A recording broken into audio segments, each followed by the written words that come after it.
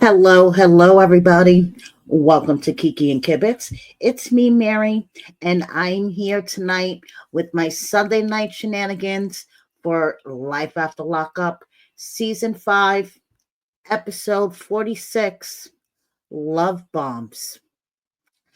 So, we have a grown ass couple with a tribe full of kids hiding a pregnancy from his mom and her mother-in-law, to make a long story short. But we'll get into those fools in a moment. Let's get right into this episode. If I was going to give this episode a grade, I would honestly give it a solid B. Okay. There was enough drama in this episode to serve everyone, and I believe it was a pretty solid one. So let's hop right into this. So first, we start off with Britney and Kok, and all I have to say is, Brie, girl, why did you wait until you were all dressed in the wedding dress, hair did, you walked all the way down that hill in those steep ass hills?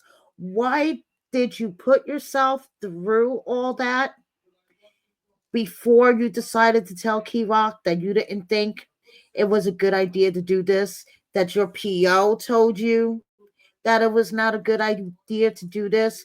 So why did you wait to do all that, to get yourself all done up? Kok got all these flowers. I mean, Coffee was out there in his best outfit. I mean, like even the dog got all dressed up, and you waited for all that to finally turn around and tell Kok, listen, honey, I don't think this is the best idea that we do this now. I spoke to my PO, and my PO said that it's not a good idea to do this now. Um, and I kind of think maybe it's meant to be not to do this now, with our families not being here and stuff.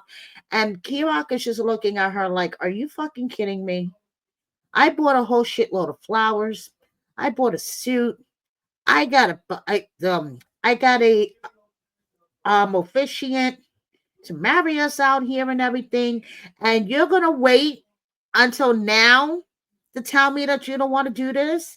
And Brittany she's going on. It's not that she doesn't love him. She wants to marry him, not in this way. Blah blah blah. And I'm with Kok. She's way too much. Why did she wait until that moment to tell him? She had plenty of opportunities before that to tell him, but no. Okay, so Kevok's freaking out. Kevok feels like a whole fool. He says, I'm in in or all out type person. Okay, I don't straddle the fence. It's either you're all in with me, or that's it, I'm out. Okay, so Kevok is like, there is way too much confusion going on for me. And the two things that I do know of is I'm going to Texas, and this wedding cake is not going to go to waste. So one thing Kevok knows, that cake is not going to go to waste. Okay, so he's packing now to go to Texas. Okay, he's done. He's ready to go. This is like the day after the wedding ceremony didn't happen. And Brittany's like, no, you're not leaving now. No. What makes you think you're going anywhere? You're not leaving now. That was never part of the plan. The plan was you were going to wait until my PO called and told me, whether I could move or not. And then we were going to take it from there. And Kevok is like, Brittany, how long do you want me to wait? I've waited already. I need to go. There's just too much confusion here. I need to go. I need to go clear my mind, start my job. We're not breaking up. No one's breaking up with each other. And Brittany's like, I know that, but you're not going to Texas because you're in a bad headspace. And if you go to Texas in a bad headspace, who knows what's going to happen to this relationship? And Brittany's like, and I'm not going to let that happen. So he is not going to Texas. So he agrees to, stay for at least another week. But it's like, you never know. They can call me in that week. And all I keep thinking is, you guys are staying in Coffee's apartment. Don't you need to check with Coffee first to make sure that it's okay before you're like, oh yeah, I'm going to stay another week. And I don't know. So Key Rock agrees, but not after like this heated confrontation that they had. Okay, it started inside Coffee's apartment, and when Brittany was like, "No, you're not packing.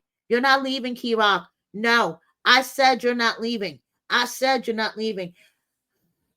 Brittany chased Key Rock out and everything. Key Rock was trying to get away from her. He was going to go take a little walk.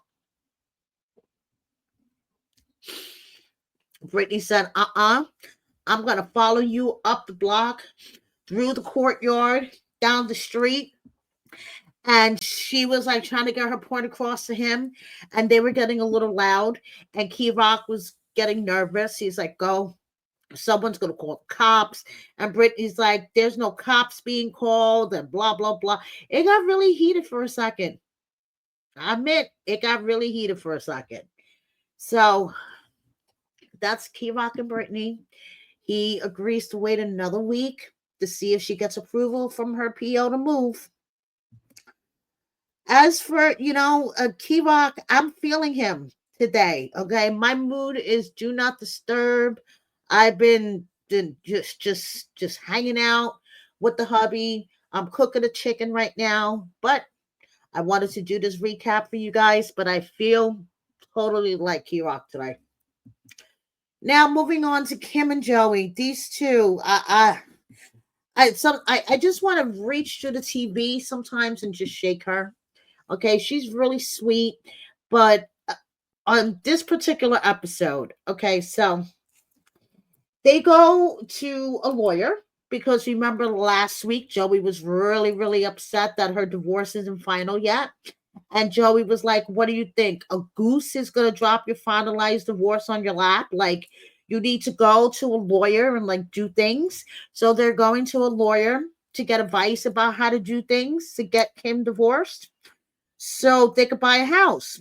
And they keep talking about buying this house. And all I keep thinking in my head is Joey doesn't even have a job yet. So how the fuck are you buying this house? There is no house until Joey gets a job. So why don't we take it step by step, okay? But they're at the attorney's office getting advice from the attorney on whether if they buy a house while Kim is still legally married to her soon-to-be ex-husband once she divorces him, will he have a right to half of the house or whatever the case may be? And all I keep thinking is, Joey, you don't have a job. What house are you guys buying? Okay, so they get advice on how to do the actual divorce, and Kim's on the right path, I should say. She's been separated from him, from her ex-husband for a year. So she could just go and file for the divorce. So that's, relatively simple. But then Joey brings up to the lawyer, and the lawyer is like looking at them at this point, like they have 10 heads. Okay. Joey brings up to the lawyer the whole possibility that Kaysen, the oldest child, may not be the soon to be ex husband's child. So the lawyer turns around and says, "Okay, well, if that's the case, then you may owe the child support that he has paid for that child." So basically, if Kaysen is Joey's and not Kim's soon to be ex-husband's, she is going to have to pay him back every penny of child support that he has paid for Kaysen. And apparently, she gets $2,500 a month in child support. So she gets a pretty penny for her children. So she's like, "Whoa." I didn't think that was going to happen. Okay, what did you think was going to happen if a man was found to be paying child support for X amount of time for a child that's not biologically his? You just keep the money? Like, I don't know. This is where I just want to jump to the TV and like shake the both of them. So now that they have their advice and they know what to do and what not to do, okay, Joey's like, don't worry. If it turns out that Kason is not his and we have to pay back the child support, we'll make a payment plan. We'll pay him $10 a month for the rest of his life. Hey, sounds like a pretty simple solution to me, right? Now, speaking of someone who I want to jump to the TV and shake the shit out of, Bianca and Daniel, especially in this particular episode, I was like, what the fuck? Bianca, what? Huh? Huh? Okay. So it starts off with Daniel acknowledging how difficult it is to get a job. He has tried in dozens and dozens and dozens of places, and finally, he got a job with a moving company. He's really excited. Okay, this is like his foot in the door to you know start working, making his own money, and being a productive member of society. So, um, Daniel asks, I'm sorry, Bianca's like, I don't know much about the job. Tell me about the job. And Daniel's like, oh, it's basically, residential moving company, whatever, whatever. And it's $20 an hour, but for now it's part time. And Bianca's like, oh, that kind of sucks. I would have rather him have gotten a full time job so I have more time for myself.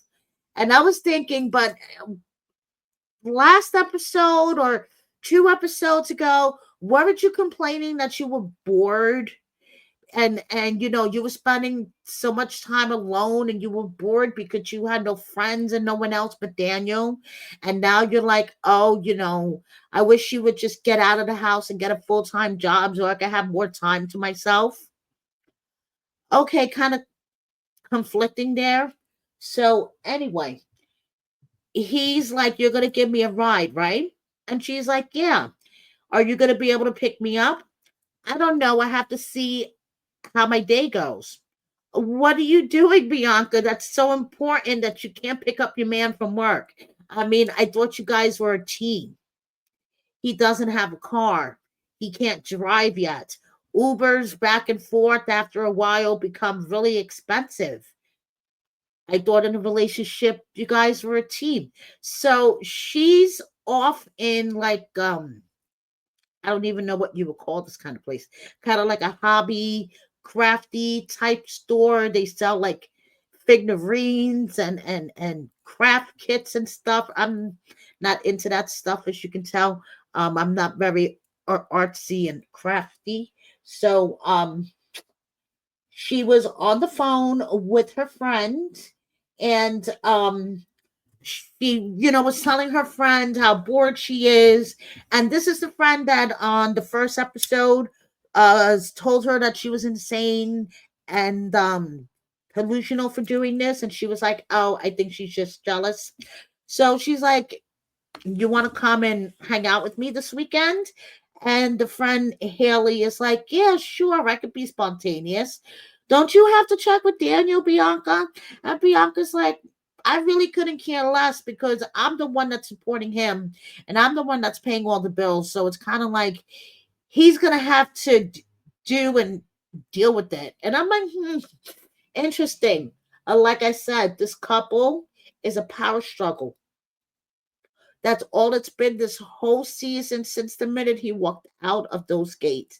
It's been a power struggle between the two of them on who could be the one in charge of the other in the relationship, and it's not going to work. Okay, so he gets home and she's there with this $140 crafty set that she bought herself. It's like figures and paint and I don't know. So Daniel walks in the door. He's like soaking wet. I'm like, why is he drenched like that? If he came home in an Uber, like the Uber didn't have air conditioning or something. Like, what the fuck? Like, we saw him get into the Uber, and then when he shows up at the apartment or at the house or whatever, his shirt is soaking wet in sweat. Okay. So anyway, Bianca's like, oh, are you going to sit on the couch like that, all dirty and disgusting? And he's like, yes. And she's like, pet peeve. And he's like, don't start with me. Like I said, power struggle. So Daniel asked Bianca, what were you doing today? Why couldn't you pick me up? Oh, I was doing things for myself and whatever. And Daniel was like, well, these Ubers are going to be getting expensive. Maybe we need to move closer to the job site and whatever. And, you know, he's like, I don't know who's going to start paying for her shopping habit when her money runs out, but I know it's not going to be me. Bianca's all about, I have money from the settlement.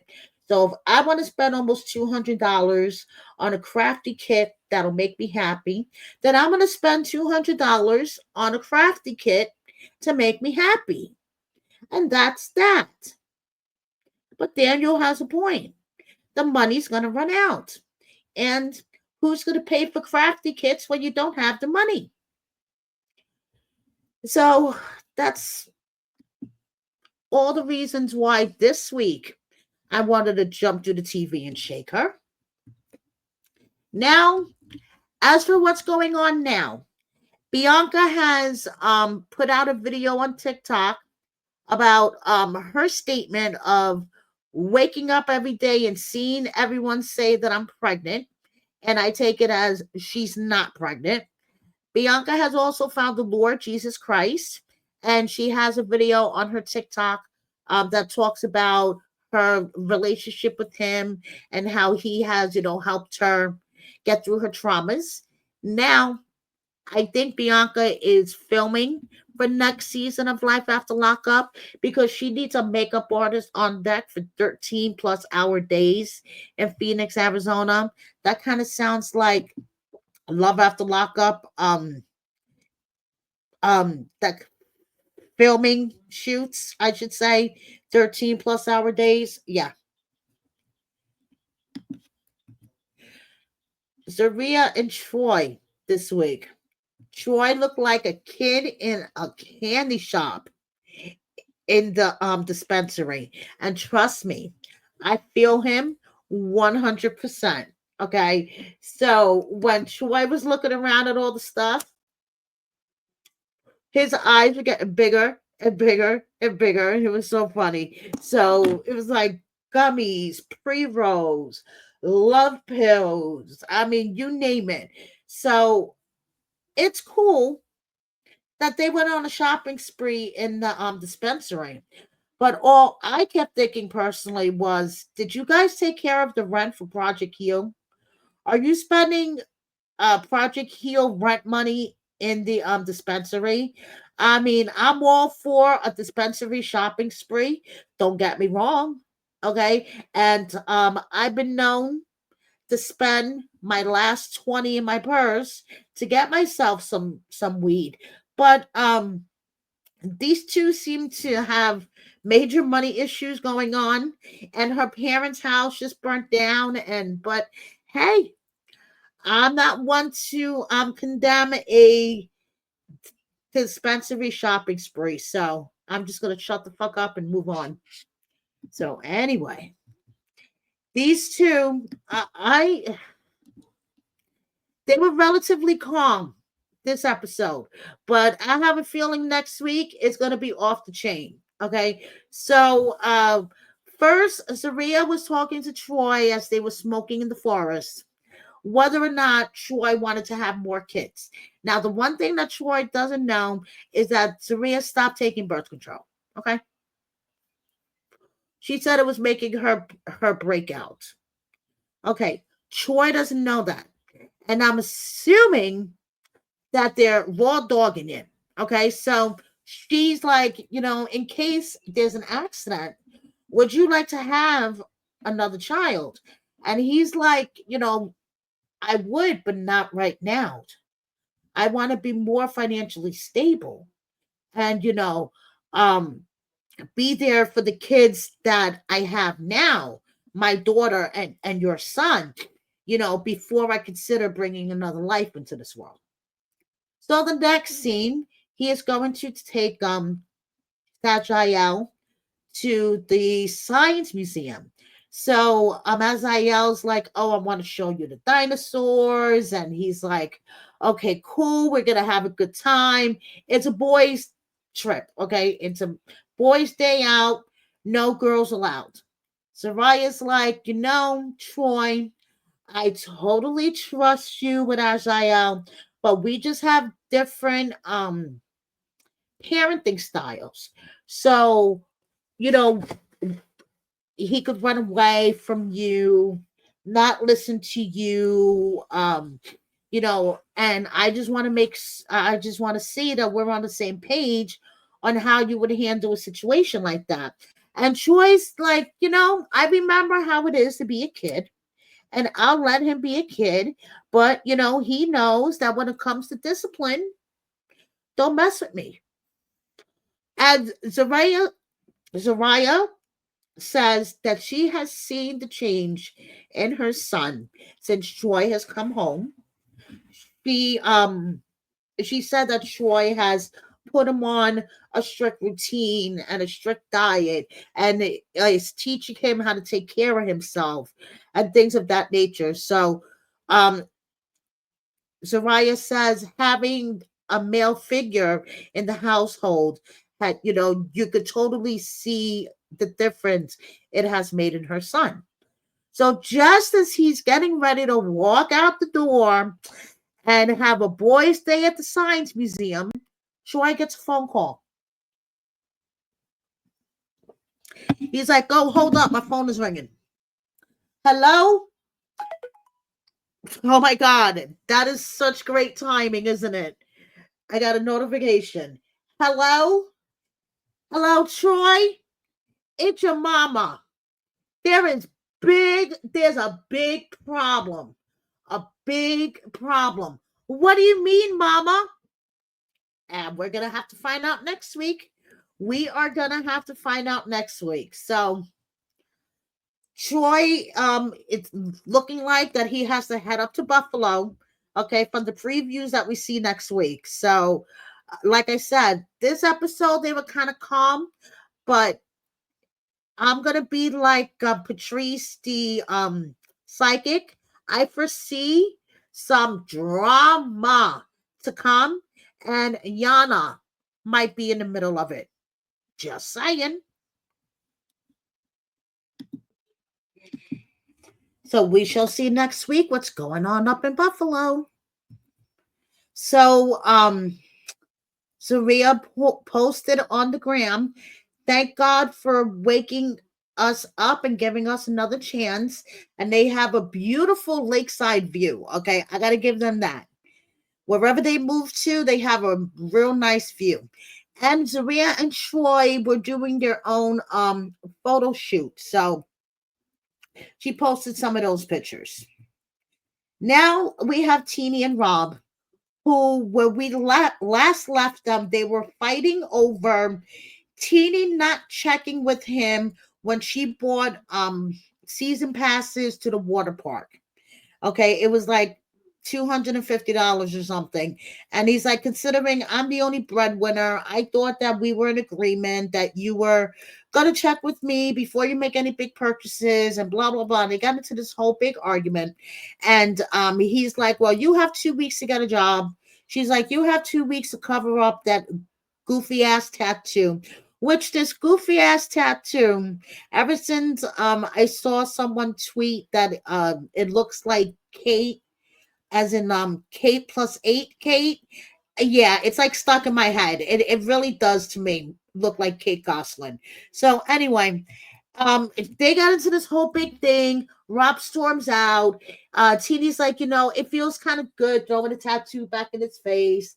I like being petty that way and whatever. So he comes back in and he's like, why do you do that? Why do you always throw the tattoo back up in my face? So she apologizes for throwing the tattoo in his face. She apologizes for not checking in with him before spending the money. Rob's like, when I was younger, I remember my parents fighting over money, and that used to stress me out. So he's going off to go spend some time with his father. And as he's walking out the door, he's like, can somebody take out the trash? And I'm thinking in my head, you're walking out the fucking door. Why can't you take out the trash? So anyway, he goes to meet with his dad. Obviously, haven't seen his dad in a long time. So he's telling his dad about what happened with Mama and Teeny at the welcome home party. And dad says that Mama has always been, a little bit on the fiery side. Okay, let's just put it that way. And at this age, you'd think that she would, be mature about the situation, but she's being immature about the whole thing. And Rob says that it had gotten to a point that when he was younger, that the streets were more peaceful than him being at home. That's what he said. And when he said that, that kind of like hit me. Okay. When the atmosphere in the home is so chaotic and loud that the child feels safer and more peaceful on the street than they do in their own home, I'm just like, mm. Okay. So, his dad was like, you have 2 out of the 3 strikes against you. You're a young black man that has a felony against him. His father apparently was involved in some business because he was being tried, but he wasn't convicted of a drive-by shooting. Okay. And he said there was so many articles written about him, about what was going on around that time, that it really like ruined his reputation and ruined his name, once he, wasn't convicted. So, they were talking about breaking the generational curse and things like that. So now it's date night for Teeny and Rob. Okay. And they're celebrating the fact that Teeny got a job. Teeny got a job as a paralegal. She's going to start making 50K. That's, pretty good coin. So they're going out to celebrate. Okay. And Rob, who was just, complaining about money, maybe about 10 minutes before, now wants to have a baby. What?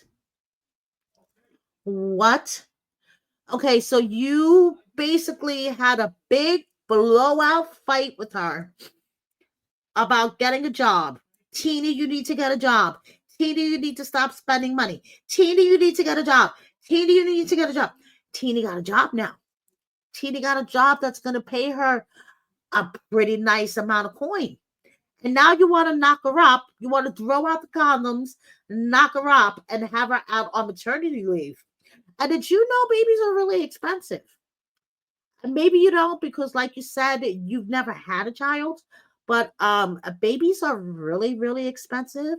And yeah, why don't you let Teeny work a bit before you decide that you want to have a kid so badly? But he managed to convince Teeny to throw the garbage out when they got home, and the condoms were in the garbage.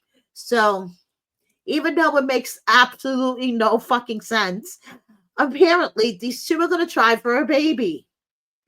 Okay.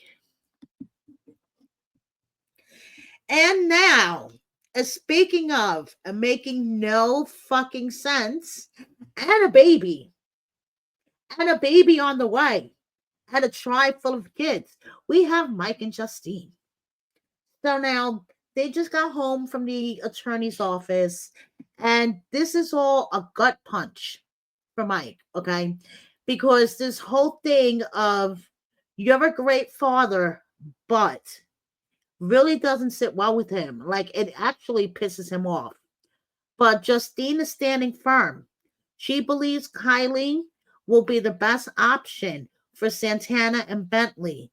God forbid if something was to happen to her during this high risk pregnancy. So, you know, Mike may not like it, but he has to accept it. Just like Justine may not like it, but she has to accept the fact that her mother in law, Maria, is moving in with them. Now, Maria had a fire in her house. Okay. Actually, Mike's brother called him. He was cooking something, and then boom, the kitchen exploded, and then the house is on fire. So basically, Mike's mom at 50, how old is she? 57 years old, is starting all over. Okay, so she took two trains, a bus, um, a unicycle, a horse and carriage. I mean, it was like, what the hell, Mike? You couldn't pay for her plane ticket. Like you and your sister could have chip in and pay for a plane ticket for your mom after she lost everything in a fire. But no, the woman took two trains and a bus, and Mike went to go pick her up at the bus stop. Now, the one thing that really bothered me again in this episode was the supermarket scene. Justine is with her stepdaughter, Melody. And, this is the scene that I realized if they really kept this pregnancy from their respective mothers, because they're both pussies that can't just, have a backbone and say, listen, Justine is having a child. You need to respect my wife. If you do anything like you did with the Maddie pregnancy, with the DNA bullshit or anything like that, it that's it. Okay. And because Justine's a pussy and she can't call her mother and go, hi, Sherry. And guess what? Your dumbass daughter is pregnant again. And deal with the wrath of Sherry. Okay. They put these kids in a precarious situation of lying to adults that they love very much. Fucking great job of being parental examples, Mike and Justine. Once again, what a great fucking job. So Melody is really bothered by the fact that she had to lie to her grandmother this whole time. And you know something? I don't fucking blame her. So Maria's coming, and Justine is scared shitless. Justine says she feels like she's gonna pee herself. I say she was gonna pee and shit herself. Okay, so when Maria gets there, she runs out to the backyard. She's like, my plan is let her see all the grandchildren, get all excited. Let her see Maddie, get all excited. Everybody loves Maddie, and then she'll see me, and then I'll just take it. I'll just take whatever's coming. So Maria and Mike pull up to the house, and before they pull up, Mike, had the conversation with her. Listen, mom, I know that you're, coming to move in with us, but please, take a step back and take a look at how the house is being run, because I don't want Justine or I feel like that you're coming in and just taking over. She's like, oh, yes, I know. They pull up to the house. First thing out of her mouth, your plants need watering. I was fucking dying. I was like, there you go, Maria. That's a typical Hispanic mother in law. Always noticing something. Trust me, I have one. Always noticing something. So, Justine is in the backyard, peeing and pooping. Okay, her pants practically, and she has Maddie on her lap. Um, Mike comes out to the backyard. takes Maddie from her. Mike is like, you're just going to have to do this. You're just going to have to rip the band-aid off. Maria's all distracted with the baby. She's like, oh my God, you're so beautiful. And Justine is sitting on the swing with like a blanket over her or something. And she's like, refusing to get up. And Mike is like, just get up. So she gets up, and Mike is like, Ma, look over here. And we see next week, Maria's like, how many weeks are you? Why didn't you tell me? Listen, I want to see Sherry curse Justine the fuck out. That's what I want to see, because Justine's mom is going to be pissed. You think Maria's going to be pissed? Sherry's going to be pissed. So, anyway, we shall see what happens with these fools next week. So, like I said, Melody really broke my heart this week when she was expressing to Justine how it really bothered her that she had to lie to her grandmother. This is Melody hanging out with her aunt, Mike's sister. Okay, so yeah, it's just really messed up how the adults in this household put their children in really fucked up situations. Just saying. So before I wrap up this recap, we have closing words from Deontay. In case you haven't heard, Deontay and his girlfriend are expecting a baby. So Deontay just had some closing words, I guess. I'm just gonna share them with you guys. And that's basically it. So thank you so much for watching me. Please subscribe if you don't already. Hit the like button. Share my video with a friend or 10. And please consider joining my membership. Thank you so much. See you soon. Bye, everyone.